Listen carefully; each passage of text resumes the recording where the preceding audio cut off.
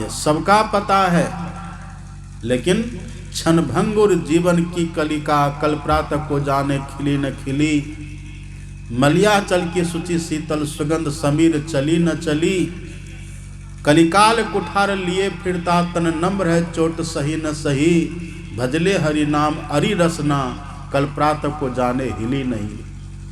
ये जिभ्या हमारी कल हिलेगी कि नहीं हिलेगी, कोई जानते हैं? किन्हीं को पता नहीं। कोई शिव शिव करे, कोई दुर्गा दुर्गा, काली काली करे, अपने मन से कोई गुरु गुरु, कोई सूर्य सूर्य, कुछ भी करे, इससे लाभ नहीं होगा।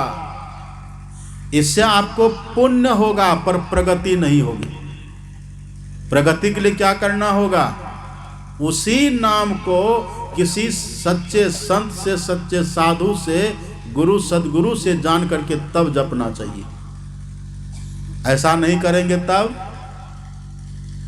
तब कबीर साहब ने कह दिया, गुरु बिनु माला फेरता, गुरु बिनु करता दान, गुरु बिनु सब निष्फल गया, बुझो वेद पुराण।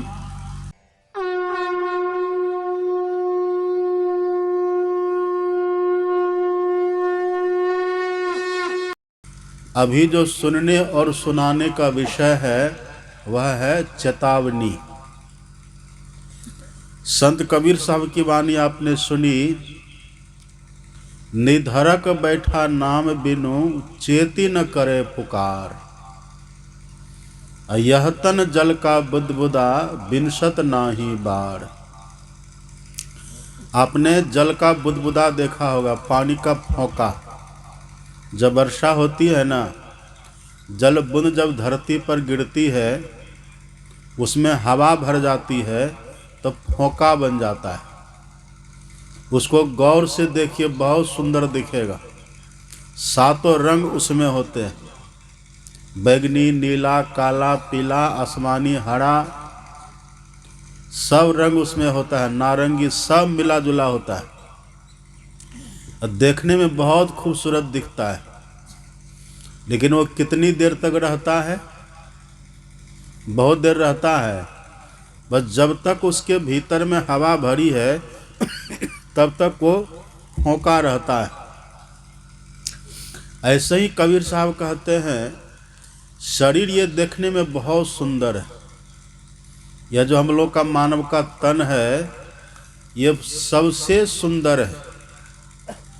84 लाख प्रकार का शरीर भगवान ने बनाया है, और सभी शरीरों को भगवान ने बनाया ठीक है, पर जब मानव तन को भगवान ने बनाया तो संत कबीर साहब कहते हैं, उनकी वाणी में आप पढ़ेंगे, संत कबीर साहब कहते, ठोक ठाक के बीनी चदरिया, झीनी रे झीनी, साई को सियत मास 10 लागे, ठोक ठाक के बिनी चदरिया। ठोक ठाक के कहने का भाव, अच्छा से रच रच करके, गढ़ गढ़ करके। आपने देखा ना, कुम्भकार लोगों को देखिए, वो जो घड़ा बनाते हैं मिट्टी का, तो कैसे बनाते हैं? अंतर हाथ सहार दे, बाहर मारे चोट। वो भीतर से अपने हाथ का सहारा देता है। अब बाहर जितने उभर खाभर उसको दिखते हैं, जितनी कुरूपता, जितनी अनुरूपता उसको दिखती है, वो सब को ठोक ठाक करके, बिल्कुल प्लेन करके, चिकना बना के मिट्टी का घड़ा तैयार कर देता है। ऐसे ही ईश्वर ने भी ये जो शरीर हम लोगों को दिया है, बहुत ठोक ठाक करके बनाया है, बहुत सुंदर बनाया है। कितना सुंदर बनाया? आप पढ़ेंगे रामचरितमानस को, राम भगवान का वचन है। भगवान कहते हैं, सब मम प्रिय, सब मम उपजाए, सबते अधिक मनुज मोहि भाए। भगवान कहते, सबसे सुंदर मुझे मनुष्य लगता है। ये भगवान ने नहीं कहा कि गोरा मनुष्य अच्छा लगता है, ऐसा भगवान ने नहीं कहा। या जो ब्राह्मण हैं वो अच्छा लगते हैं, जो क्षत्रिय हैं वो अच्छा लगते हैं, ऐसा भगवान ने नहीं कहा। मानव तन मिल गया, कैसा भी शरीर है, देखने में चाहे सुंदर हो, काला हो कि गोरा हो, लंबा हो कि नाटा हो, दुबला हो कि मोटा हो, स्त्री हो कि पुरुष हो, ब्राह्मण हो कि शूद्र हो, मेहतर हो कि मंत्री हो, कैसा भी शरीर हो, भगवान कहते हैं मानव का तन यदि है तो मुझे बहुत प्रिय है। जाति पाति भगवान नहीं मानते। आप पढ़ेंगे ना रामचरितमानस को, जब राम भगवान गए थे माता सबरी के यहाँ, तो भगवान ने क्या कहा था? जैसे भगवान सबरी के यहाँ गए तो सबरी ने भगवान से स्तुति की, खड़ी होकर के स्तुति की भगवान की, और सबरी माता ने कहा कही विधि स्तुति करो तुम्हारी, अधम जाति में जड़मति भारी, अधम ते अधम अधम अति नारी, अतिन्मह मैं मति मंद अघारी। हे पाप के शत्रु राम, आपकी स्तुति मैं किस प्रकार से करूं? मैं तो अधम जाति की हूं, जाति मेरी अधम है, और पापों की जो जन्मभूमि होती स्त्री वो हूं मैं। ये बात जब माता सबरी ने कहा तो राम भगवान को अच्छा नहीं लगा। कहा क्या आप बोल रही है?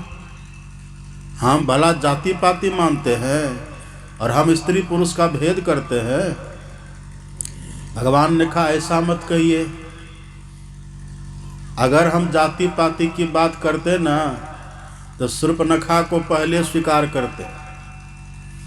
अगर हम कुरूपता सुंदरता की बात करते ना तो शूर्पणखा को ही मानते।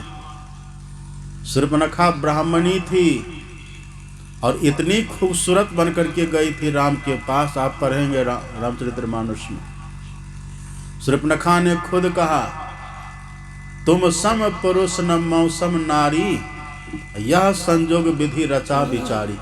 हे राम, न तो तुम्हारे जैसा कोई पुरुष है और न तो मेरी जैसी कोई स्त्री है। ये संजोग, ये जोड़ा विधाता ने बनाया, पर भगवान ने उसको स्वीकार नहीं किया। भगवान ने उसका नाक कान कटवा दिया। इसका मतलब ये नहीं कि भगवान सुंदर को पसंद नहीं करते, गोरे को पसंद नहीं करते। भगवान कहते मनुष्य है वो मुझे अच्छे लगते हैं, पर मनुष्य में मनुष्यता तो होनी चाहिए, मनुष्य में सद्गुण तो होना चाहिए, मनुष्य में मनुष्य वाला गुण तो होना चाहिए। और यदि मैं जाति पाति की बात मानता सबरी, तो फिर हमारी महत्ता क्या, हमारी महिमा क्या? हम न जाति पाति की बात करते हैं, हम न ऊंच नीच की बात करते हैं, हम न स्त्री पुरुष की बात करते हैं।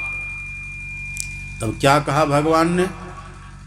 जाति पाति कुल धर्म बड़ाई धान बल परिजन गुण चतुराई, ये 10 बात का हम महत्व नहीं देते हैं।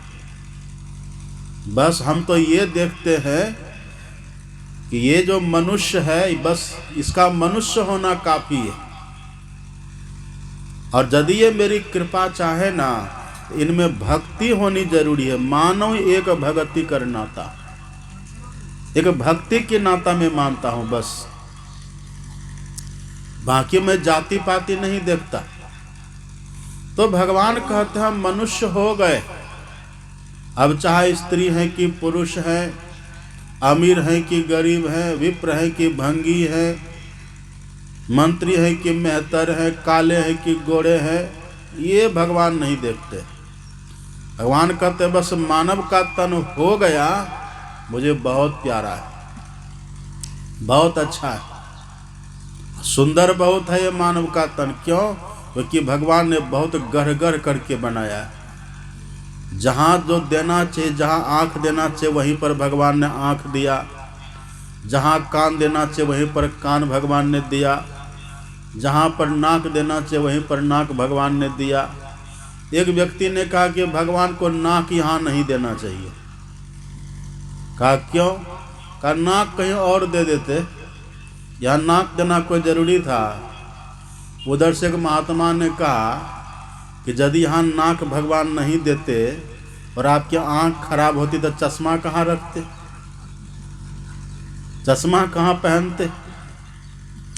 का ये कान दिए ठीक है, कान का छेद दिए भगवान ठीक है, लेकिन ये पत्ता, कान का पत्ता देना कोई जरूरी था? तो महात्मा ने कहा कि कान का छेद ही यदि केवल देता तो चश्मा का खुट्टी कहाँ लटकाते? रखने के लिए नाक चाहिए और खुट्टी के लिए कान चाहिए। केवल छेद से ही काम नहीं चलेगा। भगवान सब जानते हैं इनको कब क्या जरूरत है, कब इनको क्या चाहिए, भगवान को सब पता है। इसलिए भगवान ने पूर्ण व्यवस्थित, पूर्ण सुसज्जित, सब तरह से गढ़ करके, ठोक ठाक करके, सजा करके ये मानव तन को भगवान ने बनाया। और देखिए इतना सुंदर ये मानव का तन है, इतना दुर्लभ ये मानव का तन है। खुद राम भगवान ही कहते, आप पढ़ेंगे ना रामायण, अपनी प्रजाओं को भगवान बुलाए। अब बुला करके भगवान ने क्या कहा? बड़े भाग्य मानुष तन पावा असुर दुर्लभ। देखिए सुर दुर्लभ सब ग्रंथ है गवा। भगवान कहते हैं यह मानव का तन देवता को भी दुर्लभ है। मतलब क्या हुआ? इस शरीर को देवता भी चाहते हैं। ये मानव का तन इतना बढ़िया है, इसको देवता भी चाहते हैं। नरतन सम नहीं कबन्यो देही जीव चराचर जांचत जेही। चराचर जितने जीव है सब ये मानव तन को चाहते हैं।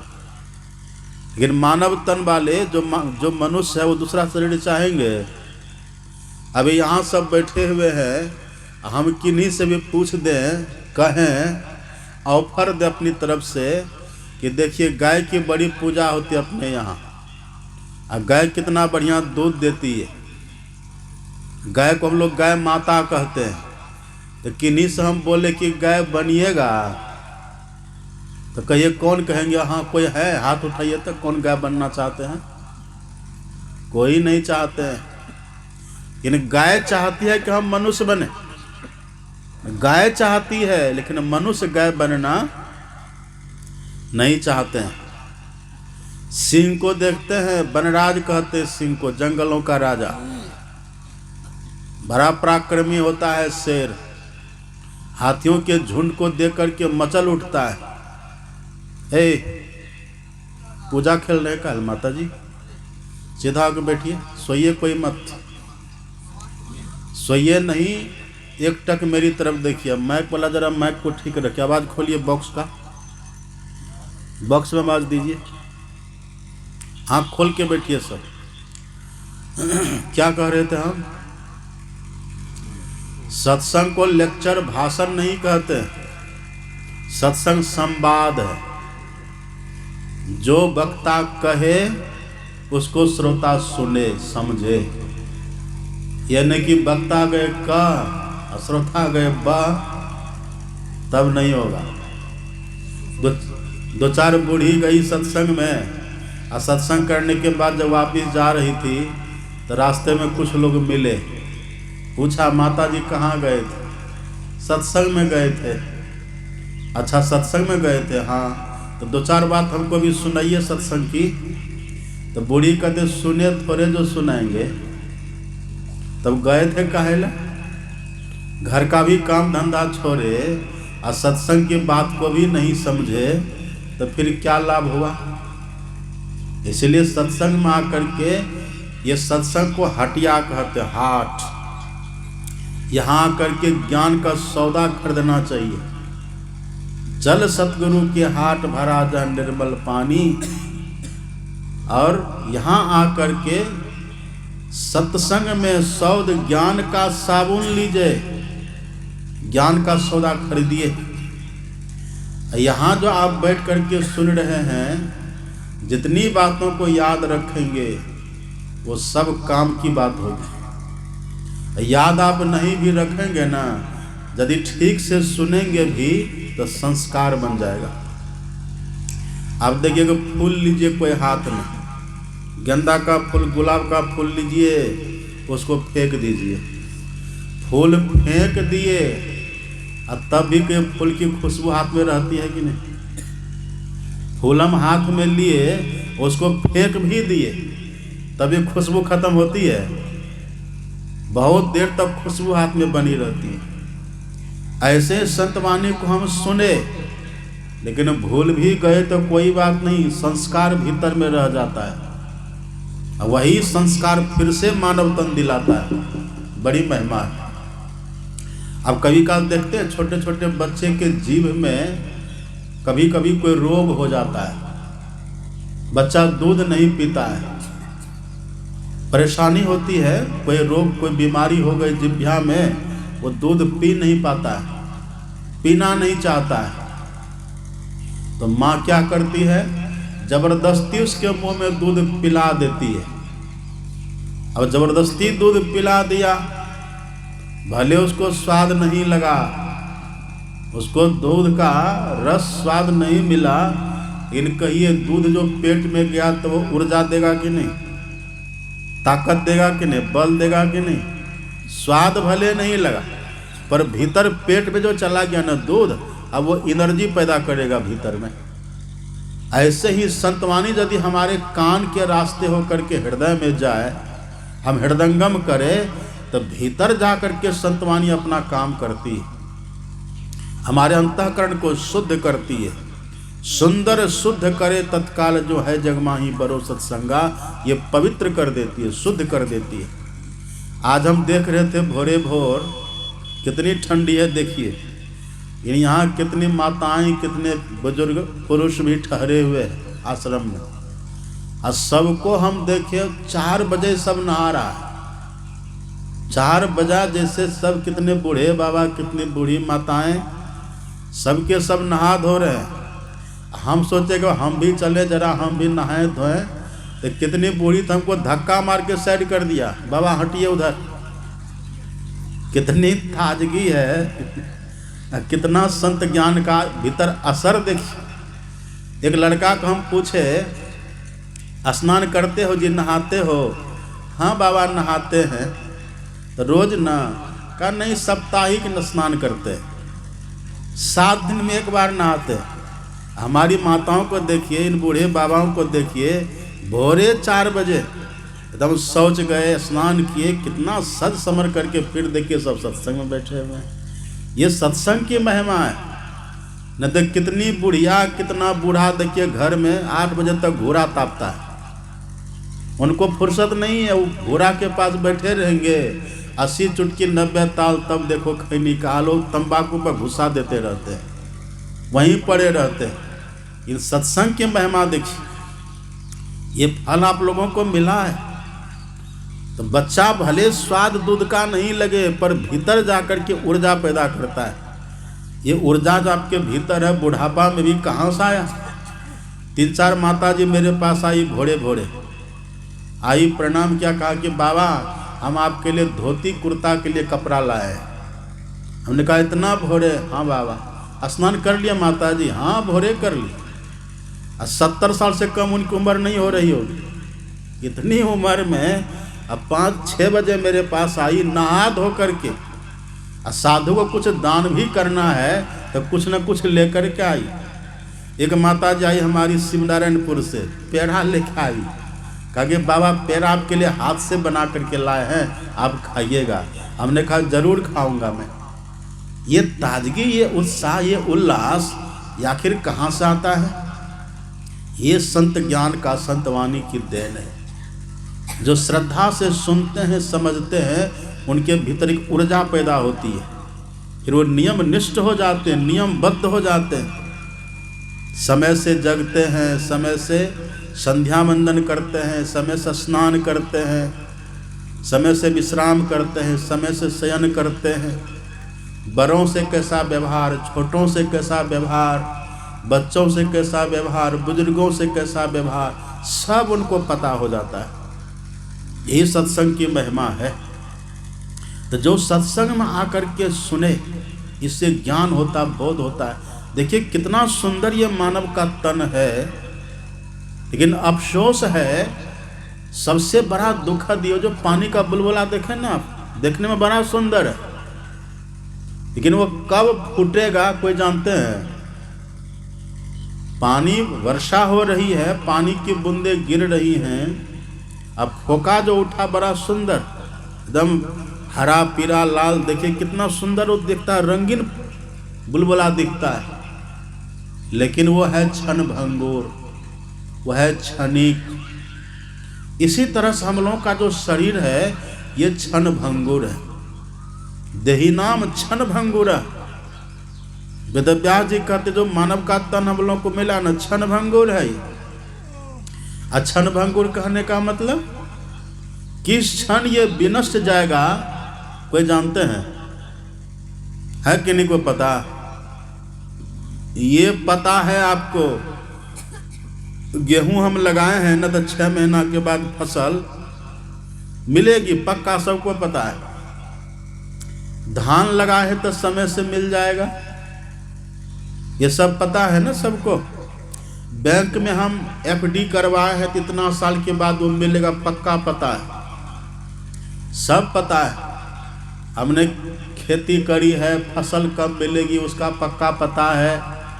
हमने बैंक में जमा किया है धन, वो कब कितना मिलेगा सब पक्का पता है। लेकिन ये पक्का पता किसी को है? ये मानव का तन मिला है कब छूटेगा?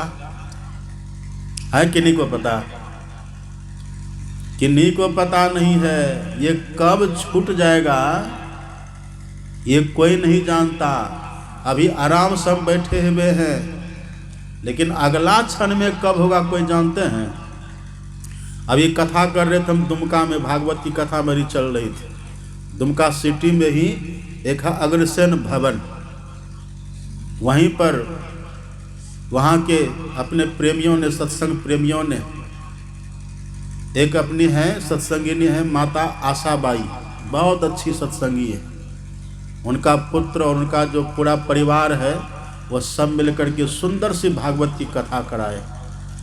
एक दिन क्या हुआ, अब हम मंच पर जाएंगे कथा सुनने के लिए, अब सुनाने के लिए जाने वाले थे मंच पर।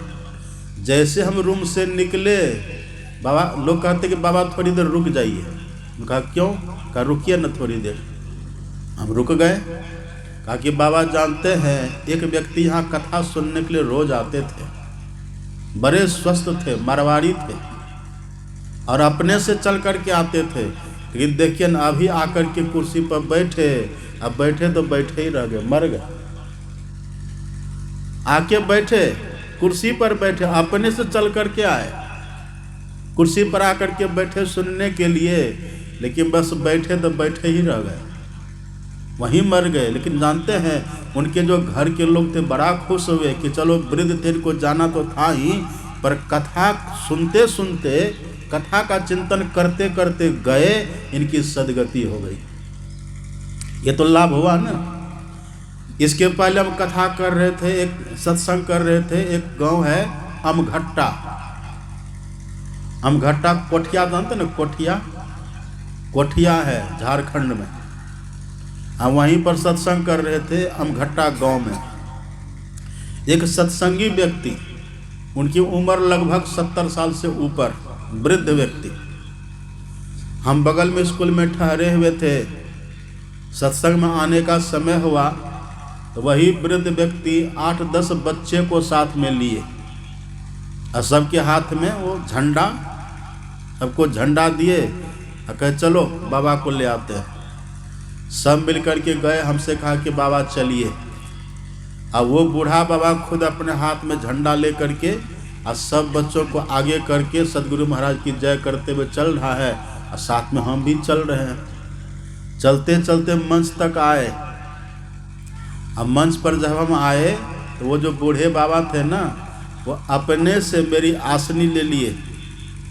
मेरी आसनी जो हम बैठते हैं ना, ये आसन बिछा करके आसनी ले लिए और आसनी लेकर के मंच पर अपने से मेरी आसनी को बिछा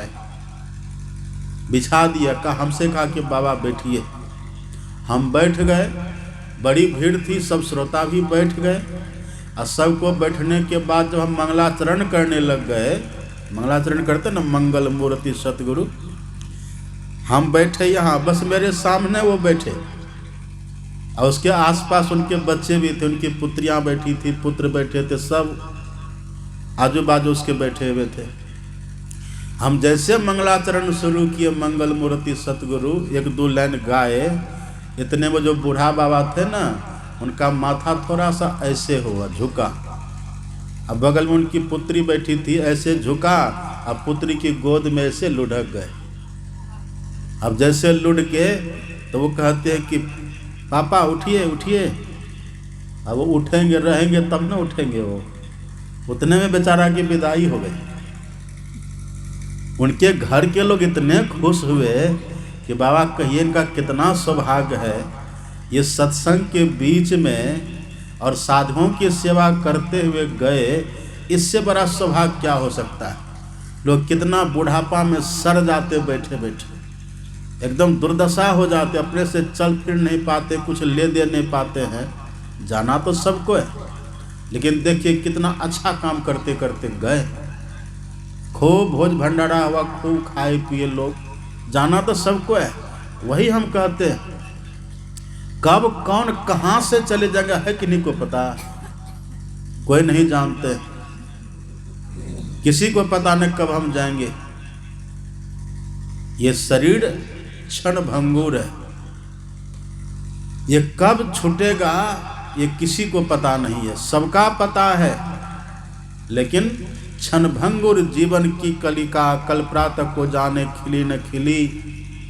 मलिया चल की सूची शीतल सुगंध, समीर चली न चली।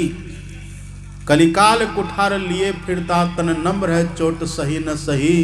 भजले हरि नाम अरि रसना, कल प्रातः को जाने हिली नहीं। ये जिभ्या हमारी कल हिलेगी कि नहीं हिलेगी, कोई जानते हैं? किन्हीं को पता नहीं। हमारे सदगुरु महाराज जी कहते हैं, औचक ही गिरी जाइए, अचानक गिरेगा, अचानक ये गिरेगा। पांव पलक की सुधी नहीं, करे कल की साज। काल अचानक मारसी जो तीतर को बाज। और तीतर को देखे ना, छोटी चिड़िया, टिड्डी पक्षी को देखिएगा, छोटी चिड़िया उड़ती रहती है, अब पीछे से बाज आकर के झपट्टा कब मार देता है, चिड़िया को पता चलता है, टिड्डी को पता चलता है। आराम से उड़ान भर रहे थे, जा रहे थे, मगन है, मस्त है, व्योम वितान में उड़ान भर रहा है, आनंद में है, लेकिन क्या पता कि पीछे बाज मंडरा रहा है। बस आकर के बाज झपट्टा मार के पकड़ के चल देता है, पता भी नहीं चलता। ऐसे हम लोग का शरीर है तो बड़ा सुंदर, लेकिन ये कब चला जाएगा, कब गिर जाएगा, इसका किसी को पता नहीं है। इसलिए वेदव्यास जी कहते, देहि नाम क्षण भंगुरा, लक्ष्मी से त्वय तरंग भंग चपला, विद्युत चलंग जीवनम। बिजली देख के न, बिजली कब आएगी कब जाएगी किसी को पता रहता है। ऐसे जीवन कब जाएगा किसी को पता नहीं है। तो इस जीवन में हम करें क्या, क्या करना चाहिए? संत महात्मा कहते, जिनके लिए मानव का तन मिला है वह काम सबको कर लेना चाहिए। ये मानव का तन किस लिए मिला है, कभी सोचे हम लोग? ये मानव का तन भगवान ने हमको किस लिए दिया है? सबका उद्देश्य होता है। ये मानव का तन भगवान ने किस उद्देश्य से बनाया? अभी पाठ में सुन रहे थे अपने सदगुरु महाराज की वाणी। सदगुरु महाराज जी ने कहा, यही मानुष देह समैया में, करूं परमेश्वर में प्यार। कर्म धर्म को जला खाक कर देंगे तुमको तार। ये जो मानव का तन हम लोगों को मिला है ना, एकमात्र ईश्वर भक्ति करने के लिए मिला है। एकमात्र ईश्वर भक्ति करने के लिए मिला है। 184 भ्रमी के अब पांव पर अटके आए, अब की पासा ना पड़े। मतलब यदि इस बार हमने भजन नहीं किया, जिसके लिए मानव का तन मिला, वो काम हमने नहीं किया, तो परिणाम क्या होगा? फिर 84 जाए, हम फिर 84 लाख में जहाँ से हम आए थे, फिर भगवान हमको वहीं भेज देंगे। तो क्षणिक जीवन है, जो ही जीवन हमको मिला है, इसी जीवन में अपना काम बना लेना चाहिए। पलटू सत्संग बीच में कर ले अपना काम। अपना काम कर लीजिए। अपना काम कहने का मतलब आत्म कल्याण का काम, जिससे आत्मा को सुख मिले, आत्मा की दुर्गति न हो, आत्मा को कष्ट न। अभी देखते हैं ना, दर्द होता है देह में, पर महसूस किसको होता है, पता किसको चलता है, आत्मा को। घाव होता है देह में, दर्द किसको होता है, आत्मा को। भूख लगती है पेट में, कष्ट किसको होता है, आत्मा को। प्यास लगती है पर कष्ट किसको होता है, आत्मा को। हमको कष्ट होता है। ये मानव का तन जो हम लोगों को मिला है, हम इन सभी कष्टों से, सभी दुखों, आदियों, व्याधियों से छूट सकते हैं। ये सामर्थ्य है इसमें। इसके लिए हमको करना क्या है? सबसे पहला काम करना क्या है? अपने सदगुरु महाराज जी ने कह दिया कि देखिए, मानव का तन मिला है ना, समय गया फिरता नहीं, झट ही करो निज काम। अपना काम जल्दी कर लीजिए। अपना काम जल्दी करने के लिए पहला काम क्या करना है? सदगुरु महाराज जी कहते सबसे पहला काम क्या है? खान पान को प्रथम संहारो और रस रस सब अवगुण को मारो। सबसे पहला काम करिए, सदगुरु महाराज जी कहते खान पान को संभाल लीजिए। अब खान पान को संभालिए, पहला काम का मतलब क्या हुआ? एक महात्मा को देखे, वो जब सोते थे ना भोरे भोर, रात को जब सोने लग जाते थे, तो 8 रोटी को चपेट करके सिरहाना में रख लेते थे।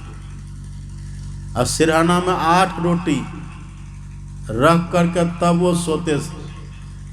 और जैसे भोरे जगते थे ना, सब रोटी में नमक और मिर्च घिस करके अब बस वही बिछावने पर पहले खा लेते थे और तब निकलते थे बाहर। तो पूछा, ये ऐसा काहे करते हैं जी? कहा पदावली नहीं पढ़े हैं? कहा पदावली का अनुकूल चलते हैं। क्या है पदावली में? गुरु महाराज जी कहते हैं ना, खान पान को प्रथम संहारो। प्रथम क्या मतलब? पहले उठते ही, तब उठते ही इसको खा लेते हैं, यही इसका मतलब है। खान पान को प्रथम संहारो का ये मतलब हुआ कि हम मनुष्य बने हैं। मनुष्य का जो भोजन होना चाहिए वो भोजन करिए। मनुष्य शाकाहारी है, शाकाहारी हमको बन करके रहना चाहिए।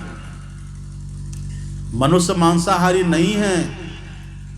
कैसे नहीं है? देखिए, जिसको भगवान ने मांसाहारी बनाया है ना, जो मांसाहारी होता है भगवान की सृष्टि में, उसका जब भी जन्म होगा ना, तो बंद आंख में उसका जन्म होता है।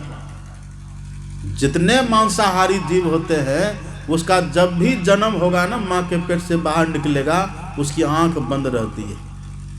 अब देखिए ना, बिल्ली के बच्चा को बंद आंख रहती है। बाघिन के बच्चा को, सिंघनी के बच्चा को देखिए, उसकी आंख बंद रहती है। लेकिन बकरी का बच्चा आंख खुली रहती है कि नहीं? बकरी देखिए शाकाहारी, आंख खुली रहती है। गाय के बच्चा को देखिए, आंख खुली रहती है। तो जो शाकाहारी होते हैं ना, भगवान ने कैटेगरी अलग अलग बनाया है। जो शाकाहारी होते हैं उनकी आंख जन्म के समय खुली रहती है, और मांसाहारी की आंख बंद रहती है। तो कहिए, हम लोग की आंख जन्म के समय खुलती है कि बंद रहती है? खुली रहती है ना। जैसे बच्चा का जन्म होता है, आंख खोल करके देखता है, वो दिखाई पड़ता है उसको, यह शाकाहारी का प्रतीक है। तो हमको शाकाहारी बन करके रहना चाहिए।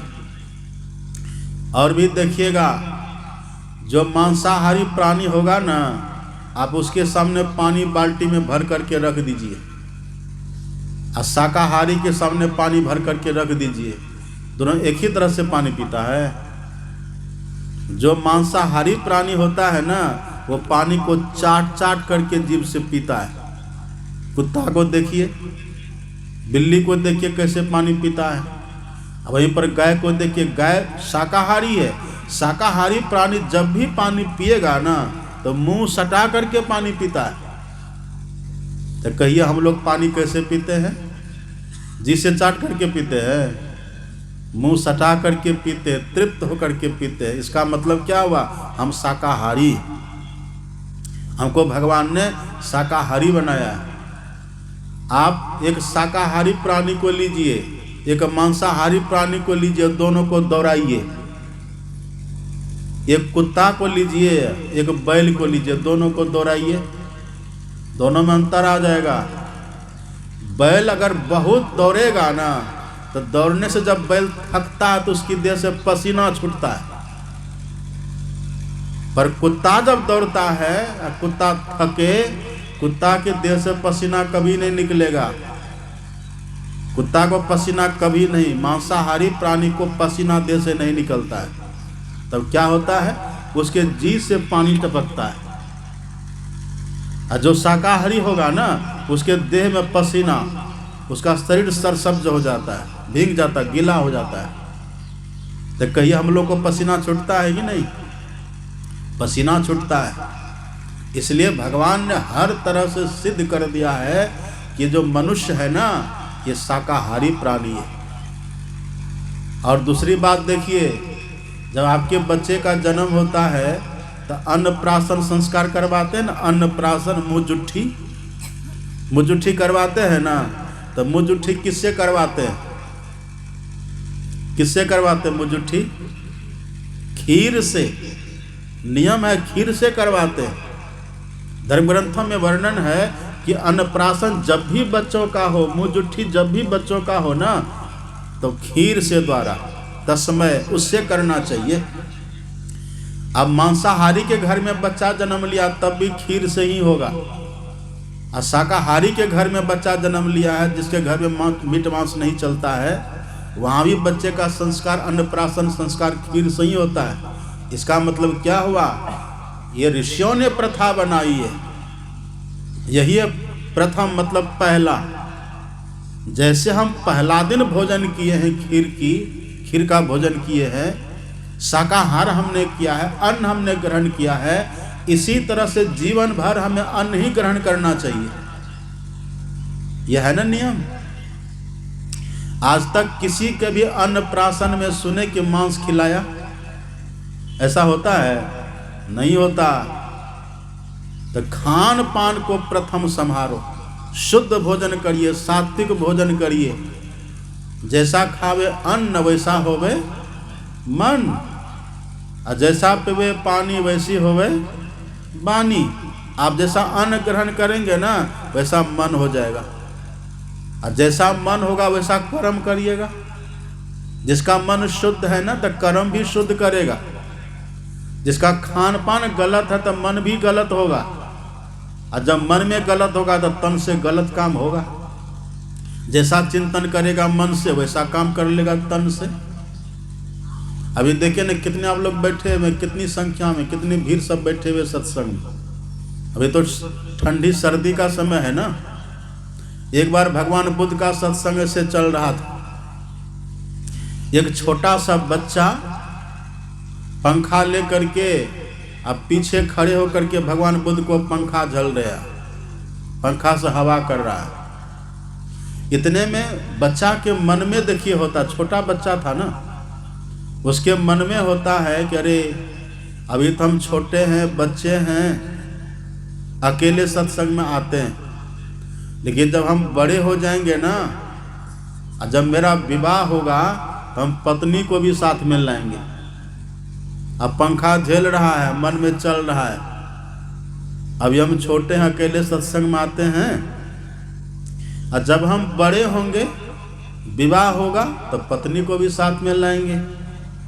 और सोचते सोचते सोच लिया कि यदि पत्नी आ जाएगी सत्संग में तब तो हम बड़े खुश होंगे, और यदि पत्नी नहीं आएगी तो उसको मारूंगा भी। एक पंखा भगवान बुद्ध को ही मार दी। अब भगवान ने कहा, रे तो अपनी पत्नी को मार रहा था, मुझे मार दिया। तो जो मन में चलता है ना, तन से हो जाता है। अब मन में क्या चलता है? मन में चलता है क्या सुनते हैं, क्या देखते हैं, क्या बोलते हैं, क्या खाते हैं, उसके अनुकूल मन काम करेगा। और सबकी जड़ है अन्न। सात्विक अन्न ग्रहण करिए, मन सत्वगुण होगा।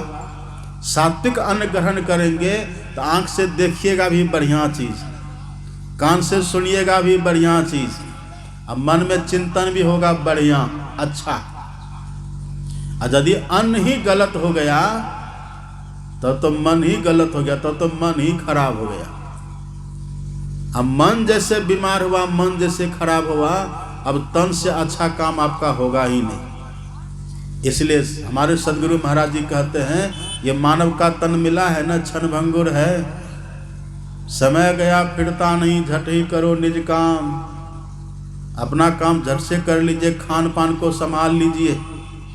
जो मीट मांस मदिरा का सेवन करते हैं उन सबको छोड़ करके शाकाहारी बन जाइए, और शाकाहारी बन करके तब अपना अगला काम करिए। अब मछली कोई खाने की चीज़ है? हे भगवान, मछली ऐसी कौन सी गंदगी नहीं है जो मछली नहीं खाती है? एक गांव में एक व्यक्ति के पास घोड़ा था, और घोड़ा मर गया। तो गांव का जो मुखिया जी थे ना, मुखिया के पास गए, बोले मुखिया जी, हाँ मेरा घोड़ा मर गया है, ले आइए। अरे तुम पागल हो गए, हम घोड़ा क्या करेंगे मरा हुआ ला करके? हम घोड़ा क्या करेंगे? का आप मांस खाते हैं ना, मछली खाते हैं ना आप, तो सोचे ताज़ा ताज़ा घोड़ा मरा है, आप लेके खा लीजिए। का कब हम घोड़ा खाए? अब देखा मुखिया है, थोड़ा क्रोध में है, ज़्यादा कुछ कहेंगे तो बात बिगड़ जाएगी, कुछ नहीं कहा। वो घर गया, अब मुखिया जी तालाब खोद करके रखे थे, गांव में तालाब बना करके रखे थे। अब मछली पालते थे, उसी में मछली पाले, और वही मछली को खाता था वो। तो वो व्यक्ति गया, उसी के तालाब में घोड़ा को फेंक दिया। घोड़ा को फेंक दिया, अब घोड़ा को खाया मछली ने, अब मछली को पकड़ के राजा वो मुखिया जी खा गए। तब वो व्यक्ति जाते मुखिया जी के पास कि मुखिया जी, हम आपको ताज़ा घोड़ा दे रहे थे तो आप नहीं खाए, ये बाईपास का है खा रहे हैं? का मतलब का घोड़ा को खाया मछली ने, मछली के पेट में घोड़ा, अब मछली को आप खा रहे हैं? तो घोड़ा खाए कि ना, पहले घोड़ा खा लेते। अब राजा को बोलता करे, तुम बात तो सही कह रहे हो, बात तो सच है। का मुखिया जी इतना ही नहीं, आप चलिए किनारे, जरा हम आपको और भी दिखाते हैं। तो कहा चलो। मुखिया जी को ले गए, और वो व्यक्ति तालाब के किनारे गए, और खखार करके, खखार आप जानते हैं ना, खखार, खखार खास करके खखार निकाला, और जैसे पानी के ऊपर फेंका, मछली ऐसे खाई जैसे आप अंगूर कैसे खाते हैं, लपालप। जैसे व्यक्ति अंगूर खाते हैं ना, ऐसे वो मछली खखार को खा गई। कहा देख लीजिए मुखिया जी, अब ये मछली खाई खखार, और आप खाइएगा मछली को। कहिए आप मेरा खखार खाए कि नहीं, तो डायरेक्ट खखारे खा लीजिए ना। बड़ा खराब लगा। अरे ऐसी बात तू कहता है? कहा ये तो कुछ भी नहीं है मुखिया जी, ये मछली बिष्ठा भी खा जाती है। अब मछली खुदे कहती है, जल में रहिए, मुर्दा भखे रहिए, और खाए रहिए थूका खखार। मछली कहती है मैं जल में रहती हूँ, मुर्दा खाती हूँ, और थूक खखार बिष्ठा कुछ भी मिल जाए मैं सब कुछ खा लेती हूँ, कुछ भी मैं नहीं छोड़ती, सब कुछ खा लेती हूँ। पंडित मुल्ला हमरा कोई न चिन्हल के, चिन्ह लल के गिद्धवा सुजान। गिद्ध मछली खाता है? गिद्ध के सामने दे दीजिए मछली, नहीं खाएगा। लेकिन मनुष्य उस मछली को भी साफ कर देता है। तो मनुष्य बड़ा कि गिद्ध बड़ा? कहाँ तो भगवान कहते हैं बे भाग मानुष तनु पावा, इतना सुंदर मानव का तन मिला है, और ये मनुष्य वो खाते जो गिद्ध भी नहीं खाता। समझिए, एक बार तक गिद्ध ने ब्रह्मा जी से कहा कि भगवान आपने मुझे बहुत खराब बना दिया। कहा क्यों? कहा सब मुझसे घृणा करता है, हम कहाँ कहाँ उड़ते रहते हैं आकाश में, और धरती पर पड़े हुए लाश पर मेरी दृष्टि, मेरी नजर रहती है, और सब मुर्दा को हम चुन चुन के खाते रहते हैं, सब गंदगी को हम खाते रहते हैं। ब्रह्मा जी का तुम चिंता मत करो, तुमसे भी ज्यादा खराब है संसार में।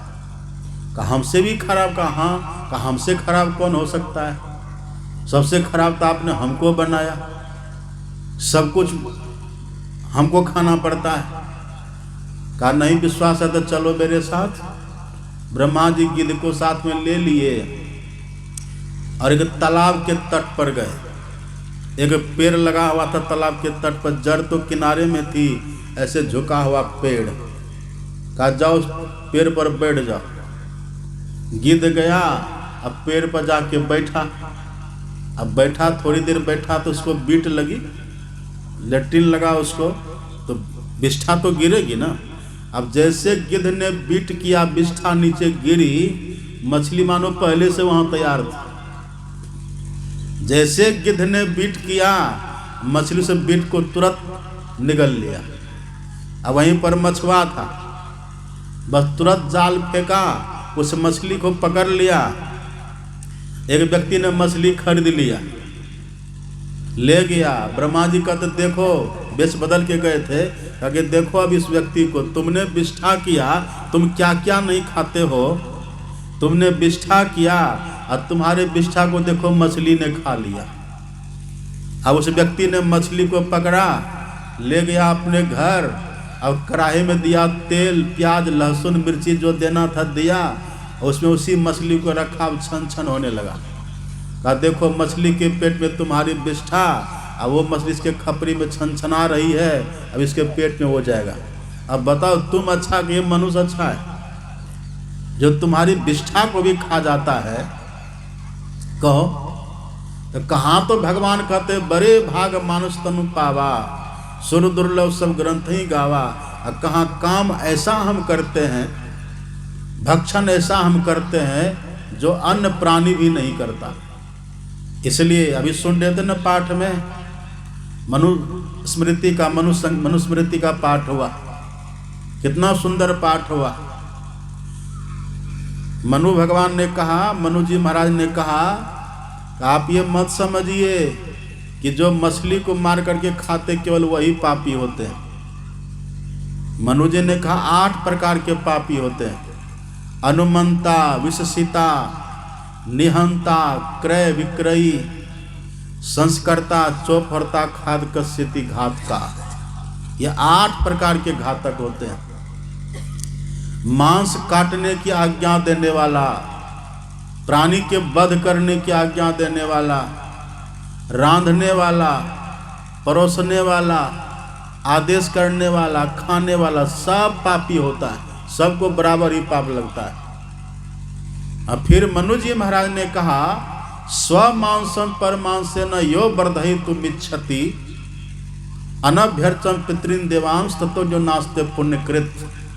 जो दूसरों के मांस को खा करके अपना मांस बढ़ाना चाहता है ना, उससे बड़ा पापी दुनिया में कोई होता ही नहीं है। अपने मांस को बढ़ाने के लिए हम दूसरे का मांस काट काट करके खाते हैं। ऐसा नहीं करना चाहिए। इसका परिणाम क्या होता है? सुन रहे थे पाठ में, मांस भक्षयिता मूत्र यस मांस मिहाद मिहम एतन मांसस्य मांसत्वम प्रवदंती मनीषिणा।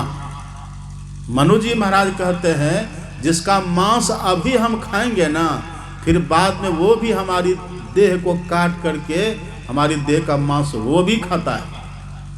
ये मांस का तात्पर्य है। अब मांस का संधि विच्छेद करिए ना, मांस का संधि विच्छेद कैसे होता है? मम जोर स मांस। मम का मतलब मेरा और सह का मतलब वह मतलब कौन? तो जिसका मांस हमने खाया है ना, फिर वह हमारा मांस खाता है। अब मांस को अंग्रेजी में मीट कहते हैं। मीट का संधि विच्छेद करिए, मी प्लस ईट बराबर मीट। तो मी मतलब मुझे, ईट मतलब खाना। जिसको मैंने खाया फिर वो मुझे खाएगा, ये देश का भाव है।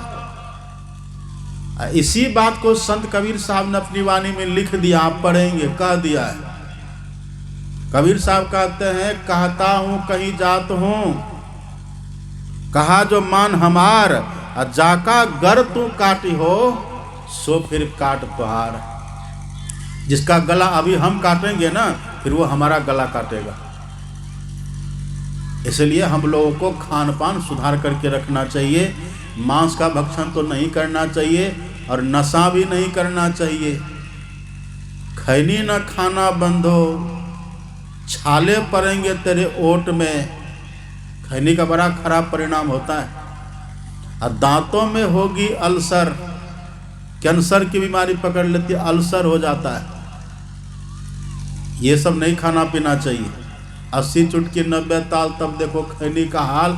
खैनी में इतनी नशा होती है ना, आप पूरा खैनी को लटा करके और सांप के मुंह पर दे दीजिए, बेहोश हो जाएगा। और उसको हम लोग खाते, मनुष्य खाता है, नहीं खाना चाहिए। अब तो कितना सत्संगी सब भी तंबाकू खाने लगे, सत्संगी सब भी तंबाकू खाते हैं। एक बूढ़ी को हमने देखा, ऐसे सत्संग चल रहा था, वो बीच में बैठे भी तो उसको बीड़ी पीने की आदत थी। अब सत्संग चल रहा है, बड़े बड़े महापुरुष सत्संग सुना रहे हैं, वो बूढ़ी माता बीच से उठी, चली गई बगल खेत में, मकई का खेत था, खेत में चली गई। उसको लगा हमको कोई देख नहीं रहा, लेकिन हम देख रहे थे दूर से उसको। बूढ़ी गई मकई के खेत में, कमर से निकाली बीड़ी और सलाई निकाली, और कोई देखे नहीं, ऐसे घूंघट तान लिया। सच्ची घटना है ये, सत्संग में हम देखे, ऐसे घूंघट तान लिया, मुंह में बीड़ी ले करके ऐसे माचिस जलाई। और वो बीड़ी में जो लगा रही थी ना, तो घूंघटे में साड़ी में पकड़ लिया आग। अब बेचारी बीड़ी क्या पिएगी, वो आग बुझाने में परेशान हो गई। हम सब तमाशा उसका देख रहे हैं। हम कमरा में बैठे थे और सत्संग उधर चल रहा था, वो भीड़ से निकल के गई थी बीड़ी पीने के लिए। कहीं ये आदत नहीं छूटती है। एक को हमने कहा, रे बीड़ी काहे पीते हैं जी? कहा कि बाबा बड़ा लाभ है, बीड़ी पीने से लाभ है। बोले हाँ, क्या लाभ है? कहा देखते हैं बाबा, गांव घर में जो माताएं भोजन बनाती है ना, चूल्हा पर जब भोजन बनाती है, चूल्हा जलाती है ना माताएं, तो चूल्हा के धुआं से घर का काठ कोरम मजबूत हो जाता है। लकड़ी, घर का काठ कोरम मजबूत होता है बाबा। तो जैसे चूल्हा के धुआं से घर का काठ कोरम मजबूत होता है ना, इसी तरह से हम जो बीड़ी पीते हैं ना बाबा, तो बीड़ी के धुआं से छाती की हड्डी मजबूत होती है। हड्डी मजबूत होगी, कैंसर पकड़ लेता है, बोन कैंसर। आप बीड़ी पी लीजिए, धुआं फेंक के सफेद कपड़ा पर पीलापन आ जाएगा, वहां नहीं पीना चाहिए। एक ने कहा कि बाबा और भी लाभ है। तो क्या लाभ है? उसने कहा कि देखते हैं बाबा, जब गांव घर में लोग गाय भैंस दूहते हैं ना, दूध जब निकालते हैं, तो दूध ला करके घर में जिसे बर्तन में रखते हैं ना, पहले बर्तन को सोन्हा देते हैं, आग दिखा करके, धुआं दिखा करके पहले बर्तन को सोन्हा देते हैं, और तब न उसमें दूध रखते हैं। इसी तरह से बाबा, हम पहले बीड़ी के धुआं से पेट को सोन्हा देते हैं, और ऊपर से दाल भात रख देते हैं। इसको कहते कुतर्क। हमारे सदगुरु महाराज जी कहते हैं, दारू गांजा भांग अफीमा सहित तंबाकू नशा है जितने, तजन जोग तज डारो तितने। सब नशाओं को छोड़िए। नशा करने से शान बिगड़ जाती है।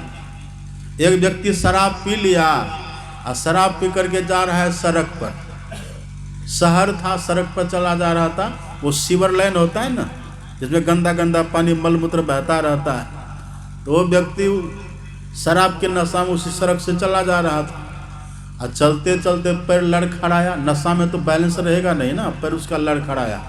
अब जैसे पैर लड़खड़ाया, संजोग से उसी नाला में जाके गिरा। हुआ गंदगी से भरा हुआ नाला, एकदम मल मूत्र थूक खखार विष्ठा सब उसमें बह रहा है।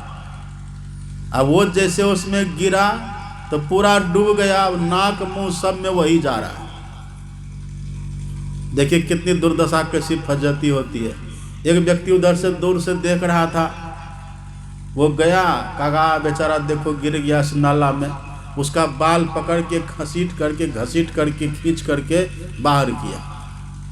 अब जैसे उसको वहां से बाहर किया, वो आदमी कहता, किस मूर्ख ने मुझे ये अमृत के कुंड से बाहर कर दिया। मलमूत्र उसको अमृत जैसा लग रहा है।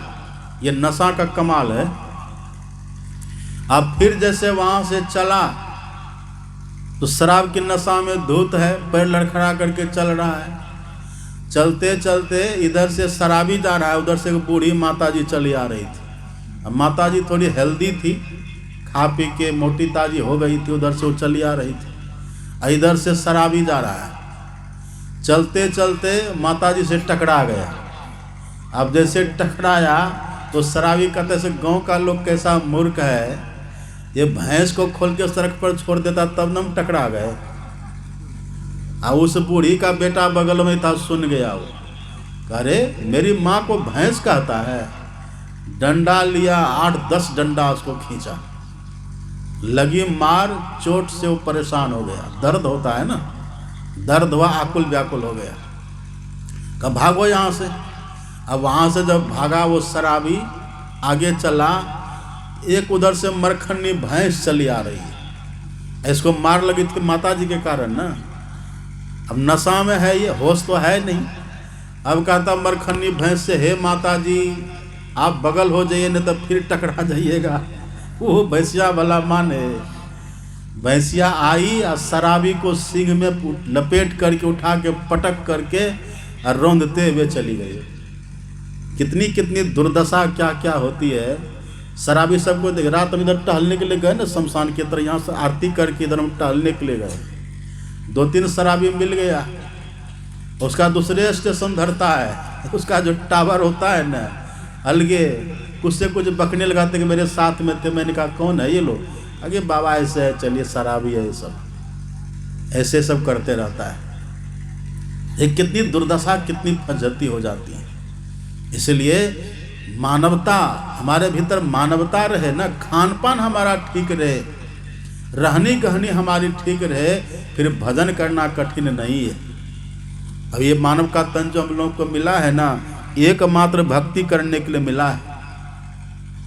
और हम सब जानते हैं अपने सदगुरु महाराज जी को जो बैराग हुआ था, कैसे हुआ था। अंग्रेजी की परीक्षा गुरु महाराज जी दे रहे थे, अंग्रेजी में लिख रहे थे। अब वहाँ लिखते लिखते गुरु महाराज जी लिख दिए, देह धरे कर यही फल भाई, भजिए राम सब काम भी आई। यह जो मानव का तन हमको मिला है ना, सभी कामों को, सभी धंधों को अथवा सभी इच्छाओं को छोड़ करके पहले भजन में लग जाना चाहिए, पहले भजन करना चाहिए। और अपने यहाँ तो सूत्र बना हुआ है, तो सूत्र अपने यहाँ बना हुआ है, शतम विहाय भोक्तव्यम। यदि 100 काम पड़ा हुआ हो, अब भूख लग जाए ना, तब पहले 100 काम को, सैकड़ों काम को छोड़ दीजिए, पहले बैठ करके भोजन कर लीजिए। सहस्रम स्नान माचरेत। यदि 1000 काम पड़ा हुआ हो और भूख लगी हो, लेकिन स्नान करने का समय यदि है ना, तो भोजन भी छोड़ दीजिए और 1000 काम भी छोड़ दीजिए, पहले स्नान कर लीजिए। देह शुद्ध रहेगी तब न बैठ के ध्यान करिएगा, स्नान कर लीजिए। और लक्ष्यम विहाय दातव्यम। यदि 1,00,000 काम पड़ा हुआ हो, 1,00,000 काम भी पड़ा हुआ हो, भूख भी लगी हो और स्नान करने का समय भी हो गया हो, उसी समय यदि कोई भिखारी दरवाजे पर आ जाए ना, तो पहले सब काम धंधा छोड़ करके जो आपके पास है कुछ न कुछ उसको दे दीजिए। अगर दे देंगे ना आप उनको कुछ न कुछ, तो आपको पुण्य हो जाएगा। और नहीं दीजिएगा तब आपका पुण्य लेकर के वो चला जाएगा। इसलिए 1,00,000 काम पड़ा हुआ हो, आप उसको पहले जो आपके पास है, एक टुकड़ी रोटी ही दे दीजिए, कोई कपड़ा ही दे दीजिए, कुछ रुपये पैसा जो आपके पास है कुछ न कुछ उसको दे दीजिए। और अंतिम में ऋषि कह देते हैं, कोटि में त्यक्त्वा हरिरस्मरेत। अगर करोड़ों काम पड़ा हुआ, करोड़ों काम को छोड़ करके पहले बैठ करके भजन कर लीजिए, पहले बैठ करके थोड़ी भक्ति कर लीजिए। यही जो भजन भक्ति करेंगे ना, यही हमारे साथ जाने वाला है। नहीं तो धनानि भूमो पशुओ ही गोष्ठे, नारी गृहद्वारी सखा शमशाने, ध्यश्चितायाम परलोक मार्गे कर्मानुगो गच्छति जीवे का। जितना धन जमा करके रखे हैं ना, वो सब धरती पर रह जाएगा। धन धरती पर रह जाएगा, पशुशाला गौशाला में बंधा रह जाएगा। पत्नी है तो दरवाजे तक जाएगी, पति है तो शमशान तक जाएगा, और भी जो सगे संबंधी शत्रु मित्र सब शमशान तक जाएगा, और वहाँ जाकर के अपना शरीर भी चिता में जल करके राख की ढेर बन जाएगा। उधर तब साथ कौन जाएगा? कबीर साहब यही बात कहते, कबीर सो धन संचिए जो आगे को होए, और सिर पर गट्ठर बांध के जात न देखा कोई। वो कौन सा धन है? जो धन हमको मृत्यु के बाद भी काम आएगा, वो कौन सा धन है? आप पढ़ेंगे मीराबाई की वाणी, माता मीराबाई, सब कोई जानते ना, मीराबाई राजरानी थी, महारानी थी वो, लेकिन सब कुछ को छोड़ दिया। घर द्वार परिवार पत्नी पुत्र सब को छोड़ छाड़ करके मीराबाई जाके भजन में लग गई। तो किसी ने पूछा कि मीरा आपने सब कुछ छोड़ दिया? तब मीरा ने कहा कि जो मैंने छोड़ा है ना वो तो थोड़ा था, जो मैंने छोड़ा वो थोड़ा था, अब जो मुझे मिला है ना ये बहुत है, और ये सब कुछ है, ये शाश्वत है, ये सब दिन के लिए। कहा वो क्या है? तब मीरा कहती है, पायो जी मैंने नाम रतन धन पायो। ऐसा धन मैंने पा लिया, ऐसा रत्न मैंने पा लिया, खर्चे नहीं कोई चोर न लेवे, और दिन दिन बढ़त सब आयो, पायो जी मैंने नाम रतन धन पायो। कैसे पाया? तब मीराबाई कहती है, वस्तु अमोलक दई मेरे सतगुरु कृपा करी अपनायो। मेरे सदगुरु ने कृपा करके वस्तु ये रत्न हमको दिया, ये नाम का धन हमको दिया, और हमने अपना लिया। तो उधर से कबीर साहब से किसी ने पूछा कि कबीर साहब ये भगवान का नाम तो सब कोई जानते हैं, भगवान का नाम तो कोई भी ले तो धन हो जाएगा। कहा तो मीरा झूठ कहती है। मीरा जो कहती है वस्तु अमोलक दई मेरे सतगुरु, मतलब क्या? सतगुरु महाराज ने हमको नाम रूपी धन दिया। जो मंत्र जपने के लिए गुरु बतला देना वही वास्तव में धन होता है। और अपने मन से भगवान का नाम लीजिएगा तब क्या होगा? अपने मन से कोई राम राम करे, कोई कृष्ण कृष्ण करे, कोई शिव शिव करे, कोई दुर्गा दुर्गा काली काली करे, अपने मन से कोई गुरु गुरु, कोई सूर्य सूर्य कुछ भी करे, इससे लाभ नहीं होगा। इससे आपको पुण्य होगा पर प्रगति नहीं होगी। प्रगति के लिए क्या करना होगा? उसी नाम को किसी सच्चे संत से, सच्चे साधु से, गुरु सदगुरु से जान करके तब जपना चाहिए। ऐसा नहीं करेंगे तब कबीर साहब ने कह दिया, गुरु बिनु माला फेरता, गुरु बिनु करता दान, गुरु बिनु सब निष्फल गया बुझो वेद पुराण। गुरु बिनु जप तप दान व्यर्थ व्रत, तीरथ फल नहीं दाता, और लक्ष्मीपति नहीं सिद्ध गुरु बिनु वृथा जीव जग जाता। गुरु के बिना सब व्यर्थ हो जाएगा। इसलिए जो मंत्र गुरु हमको बतला देना उसी मंत्र को खूब जपना चाहिए, बोल करके जपना चाहिए, जी हिला करके फुसफुसा करके जपना चाहिए। और सबसे ज़्यादा लाभ होता है उस मंत्र का मन ही मन जप करना चाहिए, मने मन। अति पावन गुरु मंत्र मन ही मन जाप जपो, मन ही मन जप करिए। सुमिरन सुरत लगाए कर मुक्ते कछु न बोल, अंतर का पट दे कर बाहर का पट दे कर अंतर का पट खोल। मुंह को बंद रखिए, मने मन जप करिए, ओट न डोले जीभ न हिले, सुरति धरणी दृढ़ाई गए, ख्याल से जप करिए। नाम जपत स्थिर भया, ज्ञान कथत भया लीन, और सुरत शब्द एके भया जल ही होएगा मीन। गुण गोविंद गायो नहीं जन्म अकारत कीन, कह नानक सुन रे मना जय विधि जल को, कह नानक हरि भज मना जय विधि जल को मीन। जैसे मछली पानी में डूब करके रहती है ना, ऐसे हमें चाहिए कि मंत्र में मन को डुबा दे, मन मंत्रमय हो जाए। ऐसा जो जप करेंगे ना, फिर वो जप की पूंजी आपके पास हो जाएगी। ये पूंजी होने से क्या होगा? ये पूंजी आपके पास होगी तो इसका फल क्या होगा? देह का सब रोग आदि व्याधि सब खत्म हो जाएगा, कोई रोग देह में नहीं रहेगा, रोग खत्म। और यदि प्रारब्ध से कोई रोग देह में रहेगा भी ना, आपको कष्ट नहीं देगा। जपहि नाम जन आरत भारी, मिटहि कुसंकट होहि सुखारी। साधक नाम जपहि ले लाए, होहि सिद्ध अनिमादिक पाए। जपहि नाम जन, ये जो जप करेंगे ढंग से, उसका सब रोग तो सब खत्म हो जाता है और कोई कमी संसार में नहीं रहती। दुनिया में भी सब लाभ आपको मिलेगा। जो सुख सुरपुर नरक गेहबन, आवत बिनहि बुलाए, बिना बुलाए सब सुख मिलेगा। जो मंत्र हमको गुरु बतला दे जपने के लिए, उस मंत्र को बड़ी श्रद्धा से जपना चाहिए। चलते फिरते रास्ते भी चल रहे हैं, मंत्र जप कर रहे हैं।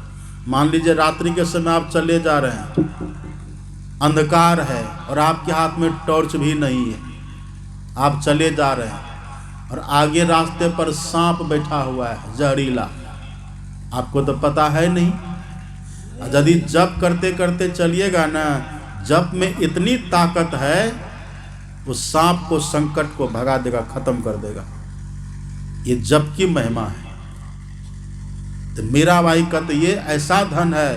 और कबीर साहब की वाणी आप पढ़िए ना, कबीर साहब तो कहते कबीर सब जग निर्धना, धनवंता नहीं कोई, तब धनवंता सोई जानिए, राम नाम धन जहिए। यहाँ सब आदमी गरीब है। ये मकान बना लेने से, दुकान खोल लेने से, खेत खलिहान बहुत हो जाने से, ये नौकरी चाकरी कर लेने से कोई अमीर नहीं होते। ये अमीराई तो सब यहीं पर खत्म हो जाएगी। जिसके पास भगवान नाम का धन है ना, वो सच्चे माने में अमीर हैं। ये धन सबके पास होना चाहिए। तो जो दीक्षा लिए हैं ना, वो खूब जपिए मंत्र को। हमेशा चलते फिरते उठते बैठते खाते पीते जपते रहिए। और 3 बार बैठ करके भी जपिए। त्रिकाल संध्या वंदन सबको करना चाहिए। देखिए हम बराबर सुनाते रहते हैं। अब लोग कुआं से कभी पानी भरे? कुआं से पानी कैसे भरते थे? बाल्टी में रस्सी बांध करके अब पूरी बाल्टी को छोड़ देते थे। पूरी रस्सी भी छोड़ के थोड़ा सा छोटा रस्सी के छोर को पकड़े रहते थे। केवल रस्सी के छोर को पकड़े हैं, अब बाकी सब रस्सी पूरी बाल्टी को कुआं में डाल देते हैं। जब तक रस्सी का छोर हाथ में है, तब तक विश्वास रहता है कि नहीं, ये बाल्टी ऊपर आएगी, पानी मिलेगा, हम पिएंगे, प्यास बुझ जाएगी। छोर हाथ में है तब ना, और छोरे को छोड़ दीजिएगा तब कुछ मिलेगा। छोर को जैसे छोड़े, बस रस्सी भी गई, बाल्टी भी गई, अब पानी भी नहीं मिलेगा, प्यासे मरते रहिए। ऐसे जो त्रिकाल संध्या कभी नहीं छोड़ता, 3 बार जो ध्यान हर हालत में करता है। पहला ध्यान भिनसर में सूर्योदय के पहले जगिए। अब पहले जग करके बैठ करके ध्यान करिए। एक को हमने पूछा, जगते हैं जी? हाँ बाबा जगते हैं। कितने बजे? सवेरे जग जाते हैं। कितने बजे? सवेरे। अरे बजे बताओ ना। बाबा सवेरे जग जाते हैं। अरे बजे बताओ। जब बोले बजे बताओ, कितने बजे जगते हो? कहता 8 बजे। मतलब 8 बजे उसके लिए सवेरे। संतवानी पढ़िएगा। अपने सदगुरु महाराज जी ने उद्धृत किया सत्संग जोग में, चरणदास जी महाराज की वाणी है। वे कहते हैं, जागे ना पिछले पहर, करे न गुरु मत जाप, मुंह फारे सोवत रहे ताको लागे पाप। जो ब्राह्म मुहूर्त में सोए रहते हैं उसको पाप लगता है। एक व्यक्ति ने कहा कि बाबा आप कहते मुंह फारे सोवत रहे ताको लागे पाप, तब मुंह को बंद करके सोएंगे तब पाप नहीं लगेगा? आप किसी भी तरह से सोइए, ब्राह्म मुहूर्त में पाप लगेगा। तो पहला ध्यान हम लोगों का है ब्रह्म मुहूर्त में जगिए। रात के 3 बजे से लेकर के 3:30 से लेकर के सूर्योदय तक के पूरा ब्रह्म मुहूर्त होता है। जब भी नींद टूटे आप 3, 3:30, 4 जब भी नींद टूटे जग जाइए और जग करके हाथ पैर धो के कुल्याचमन करके बैठ के ध्यान करिए, आनंद आ जाएगा। अब फिर जब स्नान स्नान करिए, फिर बैठ के ध्यान करिए, पहला स्नान। और शाम में जब सूर्य डूब जाए रात के 9 बजे तक फिर एक बार ध्यान कर लीजिए। देखिए कितना आनंद आता है। 3 बार तो ध्यान करिए बैठ करके, और चलते फिरते हमेशा जप करते रहिए, हमेशा जप करते रहिए, जीवन स्वर्ग बन जाएगा। कुर्यात् परिचयम योगे त्रैकाल्य नियतो मुनि गिरिशृंगे तथा चैत्य वृक्षाग्रे शुच योजयेत्। करते रहिए, दिन को हरि सुमिरन करो, रैन जागी कर ध्यान, अब भूख राखी भोजन करो, तजो सोवन को बान। भोजन कम खाइए, कम खाइए, गम खाइए, खान पान को संभाल के रखिए, रोज भजन करिए। देखिए जीवन कितना आनंदित हो जाएगा, आनंद से जीवन भर जाएगा। तो सबकी जड़ है मंत्र को जपिए खूब, और जो मंत्र को ठीक ठीक जपेंगे ना, जितना लाभ मंत्र से आपको होगा, मंत्र के जपने से, उससे बहुत गुना ज्यादा लाभ होता है गुरु महाराज का ध्यान करने से। इष्ट का मानस ध्यान भजन हम लोग गाते हैं ना गुरु महाराज के पदावली में। अपने सदगुरु महाराज जी कहते हैं ना, अति पावन गुरु मंत्र मन ही मन, जाप जपो उपकारी गुरु रूप को मानस ध्यान थपो। गुरु महाराज का दर्शन करिए, भीतर में दर्शन होता है। निहारो यारो गुरु मूर्ति की ओर, गुरु मूर्ति सुरति बिच निरखो। सूरत मतलब ख्याल, ख्याल में गुरु महाराज को देखिए। इसके भी ध्यान करने की विधि होती है, दीक्षा जो लेते हैं ना उनको पता चलता है। तो जो विधि जान करके अब पहले थोड़ा मंत्र जप कर ले और तब गुरु महाराज का ध्यान करे। ध्यान करते करते करते करते एकदम हूबहू आपके सामने प्रकट हो जाएंगे। आप प्रत्यक्ष में दर्शन कर लीजिएगा। आंख खुली है तब भी आप देख लीजिएगा, आंख बंद रहेगी तब भी देख लीजिएगा, आनंद आएगा। फिर सुरतिया हो नैना से नाही टरी, यह सुरतिया मेरो मन हरि लिन्हा, नाही जरी न मरी। बहुत आनंद आएगा। और लाभ क्या होगा? गुरु की मूर्ति हृदय बसाए, जोई इच्छा सोई फल पाए। अब जो भी इच्छा करेंगे, कामना करेंगे ना, वो सब आपको मिलेगा। कितना लाभ है। इसलिए बैठ करके पहले मंत्र का जप करिए, और जप करते करते मन शांत हो जाए, स्थिर हो जाए, जप करना छोड़ दीजिए। अब जिस तरह से गुरु महाराज का ध्यान करने के लिए बतलाया है उस तरह से ध्यान करिए, एकदम हूबहू प्रकट कर लीजिए गुरु महाराज को। और जब दर्शन आपको हो जाएगा ना भीतर में, फिर आनंद ही आनंद है। ये 2 क्रिया जो कर लेते हैं तो मन शुद्ध हो जाता, पवित्र हो जाता है। और ये ना पदावली अपने सदगुरु महाराज जी लिखते हैं ना पदावली में, धरगर मस्तक सीधी साधी आसन आसीना, अब बैठ के चखु मुख मुनि इष्ट मानस जप ध्याना। इष्ट मानस जप ध्याना का मतलब क्या? मानस जप करिए, अब मानस ध्यान करिए। इससे क्या होगा? तो प्रेम नेम सो करत करत मन शुद्ध हो। प्रेम नेम से जब करते रहेंगे, प्रेम से भी करेंगे और नियम से भी करेंगे, रोज नियम पूर्वक करेंगे, प्रेम से करेंगे। ये दोनों करते करते क्या होगा? मन शुद्ध हो, मन पवित्र हो जाएगा। गुरु जाप मानस ध्यान मानस कीजिए दृढ़ साध कर, इनका प्रथम अभ्यास कर श्रुति शुद्ध करना चाहिए। अपने विचार को पवित्र करना चाहिए, मनोवृत्ति को शुद्ध करना चाहिए। लेकिन ये किसको होगा? दीक्षा लेकर के जिनको मंत्र याद रहेगा वही न करेगा, तब न होगा। एक जगह हम सत्संग करने के लिए गए, एक बूढ़ी माता जी आई, तो हमने कहा कि माता जी आ गए? हाँ बाबा आ गए। कब दीक्षा लिए? कहा कि 20 साल पहले दीक्षा लिए बाबा, 20 साल हो गया दीक्षा लिए हुए। तो हमको बड़ी खुशी हुई। अब वो बूढ़ी कहते बाबा प्रसाद दीजिए ना। तो बगल में कुछ फल हम रखे थे, सेब था, संतरा था, अनार था, बहुत तरह के फल रखे थे। तो तो हमने कहा कि जाइए एक फल कोई ले लीजिए। अब बूढ़ी जो गई वहाँ प्रसाद लेने के लिए, तो सब फल, सेब भी लिया, संतरा भी लिया, अनार भी लिया, वो उठाते जा रहे। हमको आश्चर्य, सब फल आप ही ले लीजिएगा माता जी। बूढ़ी है ना बाबा, ले लेते, पुराने सत्संगी हैं। ले लिया। और तब जब जाने लगे तो हम उनको पूछे कि माता जी जप करते हैं?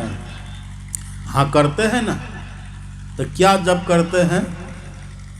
कहा हम 20 साल से जप कर रहे हैं बाबा। हमको मन में डाउट हुआ कि यदि ये सही माने में जप करती ना तो इस तरह से प्रसाद ये नहीं लेती। जप करने वाले के भीतर तो सद्गुण पैदा होता है, वो देना जानता है, लेना हड़पना नहीं जानता है। हमको डाउट हो गया तो हमने पूछा कि माता जी आप क्या जप करते हैं? कहा जप करते ना बाबा, 20 साल से हम कर रहे हैं। कमर झुक गई, झुक के चल रही थी। अब पूरा फल उठा करके बांध लिया। हमने कहा क्या जप करते सो बताइए। तब बूढ़ी कहते वही ना जो गुरु महाराज बतलाए हैं। क्या बताए सो कहिए ना। तो कहती है बूढ़ी, है गुरु है गुरु है गुरु है गुरु, है कर रही है। तो हमने कहा ये है जो आप करते थे, आपको हा ही लगा हुआ है। इतना जब फल लेके जा रहे ना, है करते करते ही आपको हा ही लगा हुआ है। यही मंत्र है। कोई कहता है गुरु, कोई कहता हो गुरु, कोई कहता जय गुरु, कोई कहता सतगुरु। मंत्रे भूल गए। असली जो मंत्र वो जपते ही नहीं है, तो कहाँ से फल मिलेगा? तो मंत्र को भी याद करना होता है। यदि मंत्र आप भूल जाइए तो किसी जानकार से फिर पूछ के जान लीजिए, उसको शुद्ध करवा लीजिए और तब जपिए, तब न लाभ होगा। अब मंत्र है कमल दल लोचन, आ कहिए घपोचन, तो लाभ होगा? तो जो मंत्र है उस मंत्र को शुद्ध शुद्ध जपिए, लाभ हो जाएगा। अब प्रेम से जपिए, श्रद्धा से जपिए, खान पान को संभाल करके रखिए, समय से स्नान करिए, समय से ध्यान करिए, फिर देखिए जीवन कितना बढ़िया हो जाता है। इतना काम यदि कर लीजिएगा, या तो इसी जन्म में ईश्वर मिल जाएंगे, जीवन कृत कृत हो जाएगा। और यदि इसी जन्म में ईश्वर नहीं मिले तो भक्ति का संस्कार बन जाएगा। और भक्ति के संस्कार की महिमा यह है कि फिर से मानव का तन ही आपको दिलाएगा। भक्ति बीज बिन से नहीं, जो जुग जाए अनंत, ऊंच नीच घर जन्म ले तऊ संत को संत। भक्ति बीज पलटे नहीं, आए परे जो चोल, आ कंचन जो बिष्ठा परे घटे न ताको मोल। यदि सोना किन्हीं के पास हो और सोना बिष्ठा में भी गिर जाए तो उसका मोल क्या घट जाएगा? उसको धो के फिर आप बेच लीजिए। ऐसे जो व्यक्ति जीवन भर भजन ध्यान करते रहेंगे, सदाचार से रहेंगे, यदि भक्ति उसकी पूरी नहीं होगी तो फिर से वो मनुष्य ही बनेंगे। और जहाँ से भक्ति करना छोड़े थे ना, फिर वहीं से भक्ति का प्रारंभ होता है। यहाँ देखिए, यदि मकान बनाते बनाते कोई मर गए ना, ये कोई जरूरी नहीं कि अगला जन्म में फिर वो मकान बनाएगा। मकान बनाते बनाते मरे, मकान में आसक्ति हो गई तो मर करके चूहा बन जाएगा। धन कमाते कमाते हम मर गए, ये कोई जरूरी नहीं कि फिर अगला जन्म में हम धन ही कमाएंगे। वो मर करके सांप बन जाएगा, धन कमाना खत्म, फिर नहीं कर पाएंगे। इस जन्म में कार में चल रहे, कार में घूमते हैं, ये कोई जरूरी नहीं कि फिर अगला जन्म में वो कार में ही घूमेगा। यदि भजन नहीं किया ना, बिना भजन के मर गया, अगला जन्म में घोड़ा बन जाएगा, गया काम से। लेकिन यदि कोई इस जन्म में सत्संग करते रहे, ध्यान करते रहे, स्तुति विनती करते रहे, सदाचार से रहे, खान पान को संभाल करके रखे, इसका फल क्या होगा? अगला जन्म में फिर से वो सत्संग ही करेगा, फिर से वो ध्यान ही करेगा, और फिर से वो मनुष्य ही बनेगा।